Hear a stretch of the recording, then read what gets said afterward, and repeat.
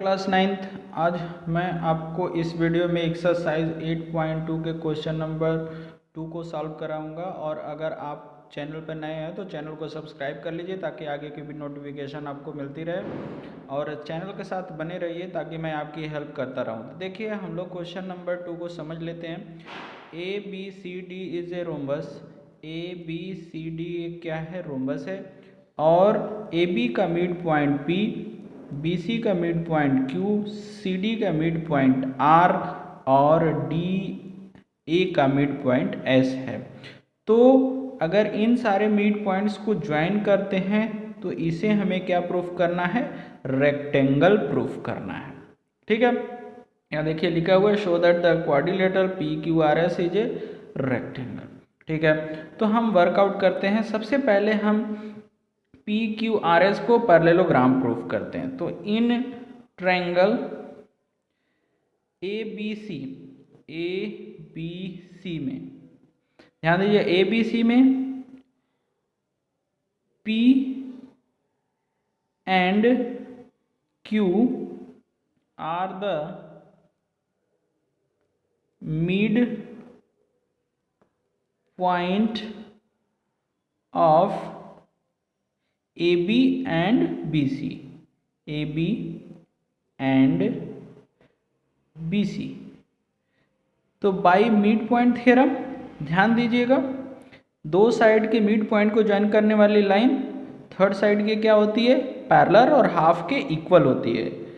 तो ये क्या हो जाएगा कि जो PQ है वो आपका पैरेलल हो जाएगा AC के, और PQ is equal to half of AC हो जाएगा बाई थ्योरम से। ठीक है, मिड पॉइंट थ्योरम से। इक्वेशन नंबर 1 बना लीजिए। नाउ इन ट्रायंगल ADC में ध्यान दीजिएगा, S एंड R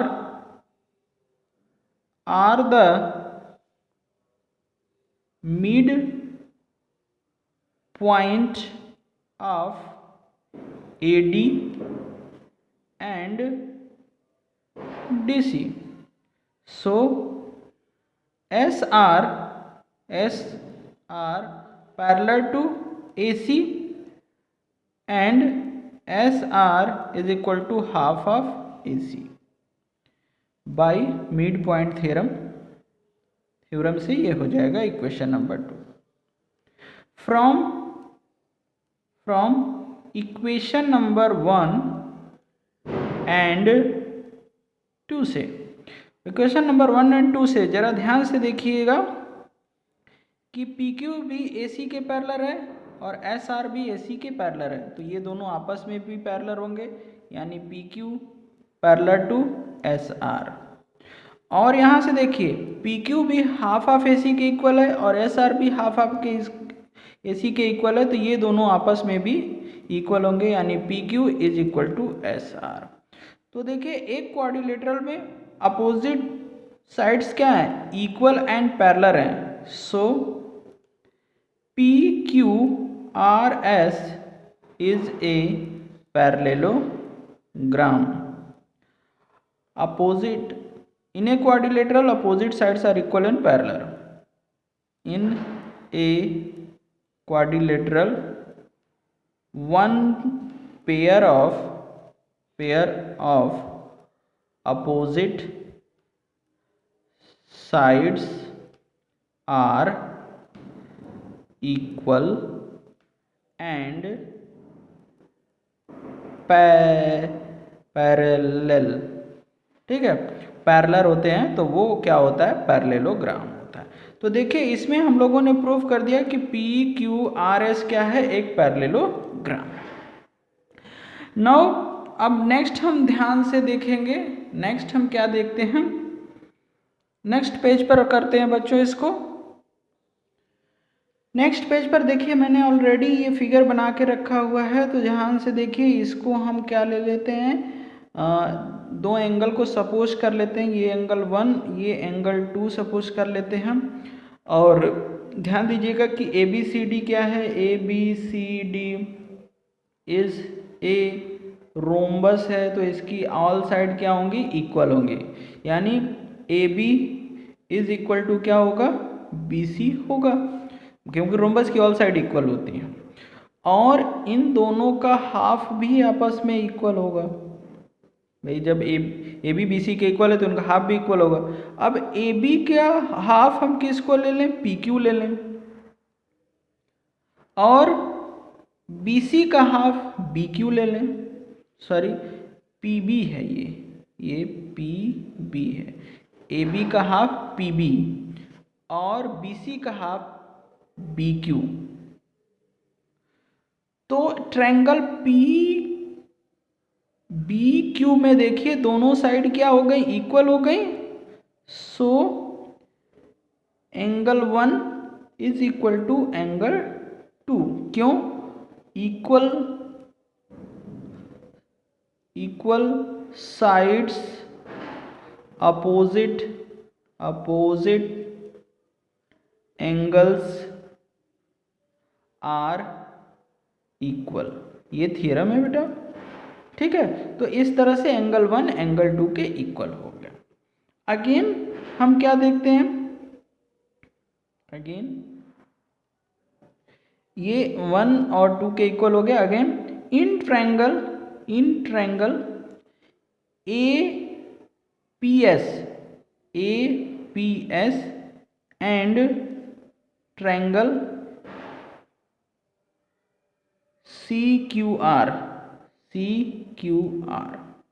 ध्यान दीजिएगा AP किसके इक्वल होगा, AP किसके इक्वल होगा, QC के इक्वल होगा, QC के इक्वल होगा।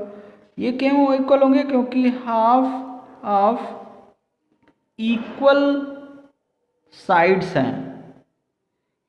देखो AB BC के इक्वल है तो उसका हाफ QC और AB का हाफ PA भी आपस में इक्वल ही होगा। Similarly AS is equal to CR, ये भी उसी तरह से इक्वल हो जाएगा क्योंकि इक्वल साइड के हाफ पोर्शंस हैं। तो ये साइड इसके इक्वल हो गई, ये साइड इसके इक्वल हो गई। और ध्यान से देखिए PS is equal to QR हो गया। कैसे हो गया, क्योंकि अभी हम लोगों ने प्रूफ किया है कि PQRS पैरेललोग्राम है, PQRS इज ए पैरेललोग्राम है, तो पैरेललोग्राम के अपोजिट साइड इक्वल होती हैं, ठीक है बच्चों। तो इसलिए ये इक्वल हो गया। सो triangle APS congruence to triangle CQR by SSS congruency, ठीक है। तो हम यहाँ एक एंगल ले लेते हैं 3 और यहाँ एक एंगल लेते हैं 4। So by CPCT angle 3 is equal to क्या हो जाएगा, एंगल 4 बाई CPCT। ओके, तो हम लोगों ने 1 और 2 को इक्वल दिखा दिया और 3 और 4 को इक्वल दिखा दिया बाई CPCT से। नाउ हम आगे वर्क करते हैं, जरा ध्यान से देखिए ये पूरे एंगल का सम कितना होगा, 180 डिग्री होगा। यानी angle 3 plus angle SPQ, angle SPQ plus angle 1 is equal to कितना होगा, 180 डिग्री। स्ट्रेट एंगल है या स्ट्रेट एंगल है, यानी स्ट्रेट लाइन पर है। एंड इधर भी देखिए एंगल 2 और प्लस एंगल PQR और प्लस एंगल 4, ये पूरा स्ट्रेट लाइन पर है, तो इनका सम क्या होगा, 180 के इक्वल होगा। Angle 4 is equal to 180 straight line पर है। तो ये दोनों क्वांटिटी आपस में क्या हो जाएंगी, इक्वल हो जाएंगी, क्योंकि इसका सम भी 180 के इक्वल है और इसका सम भी 180 के इक्वल है। Now angle 3 plus angle SPQ P Q plus angle 1 is equal to angle 2 plus angle P Q R और प्लस एंगल 4। तो जरा ध्यान से देखिए, एंगल 1 एंगल 2 के इक्वल हमने प्रूफ किया है, तो ये इक्वल क्वांटिटी हैं तो कैंसिल हो जाएंगी। और हम लोगों ने एंगल 3 को एंगल 4 के इक्वल प्रूफ किया है, तो ये इक्वल क्वांटिटी कैंसिल हो जाएंगी। तो क्या आ जाएगा, angle S P Q is equal to angle P Q are.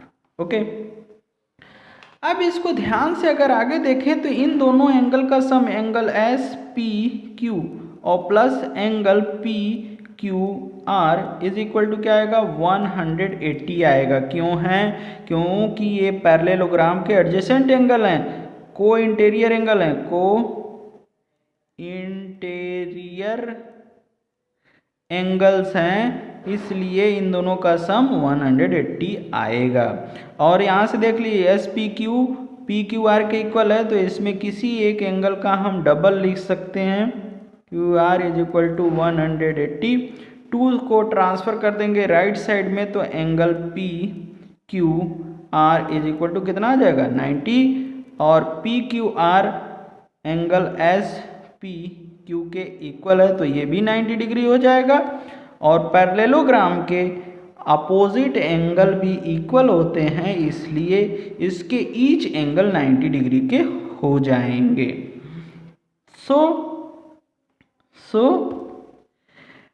P Q R S is a parallelogram and each angle is 90 degree, so it is a rectangle। Okay बच्चों, तो इस तरह से ये प्रूव्ड हो गया, हैंस प्रूव्ड।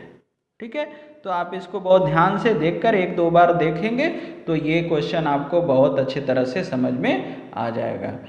थैंक यू बच्चों, channel के साथ आप बने रहिए। हैप्पी दीपावली।